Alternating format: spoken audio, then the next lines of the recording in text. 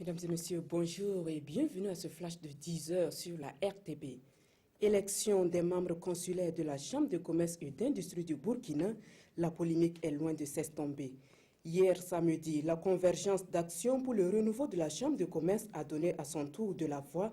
Elle exige la rouverture des inscriptions sur les listes électorales, mais aussi la répartition du nombre de sièges en fonction de la taille des régions.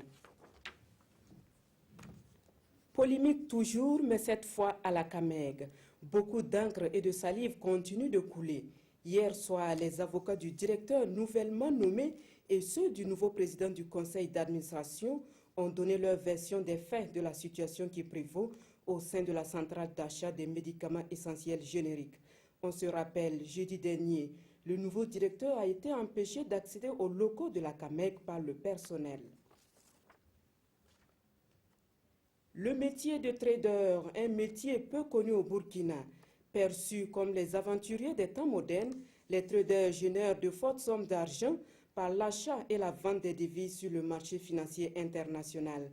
Synonyme d'argent facile, de prise de risque et de moments intenses, le métier de trader fait rêver de nombreux jeunes désirant à leur tour faire partie de cet univers si particulier. La fête de Tabaski, c'est dans moins de 24 heures. Le constat fait sur certains marchés à bétail de la capitale indique une hausse des prix des moutons. Pour s'acquérir actuellement un mouton de Tabaski, il vous faut débourser entre 30 000 et 500 000 francs CFA. L'une des raisons évoquées par les vendeurs est la non-disponibilité des animaux, mais aussi le fait que beaucoup de moutons sont convoyés vers les pays voisins. Un gala de charité au profit des femmes atteintes de cancer. Près de 15 millions de francs CFA ont été collectés au cours de cette soirée. Objectif, venir en aide aux femmes atteintes du cancer du sein et ou du cancer du col de l'utérus.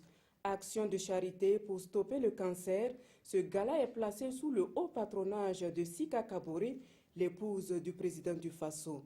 L'initiative est de l'Association des femmes atteintes et affectées par le cancer. Voilà qui met fin à ce flash d'informations. Merci de votre attention. Draman Dadia vous retrouve à 13 h pour les informations de la mi-journée.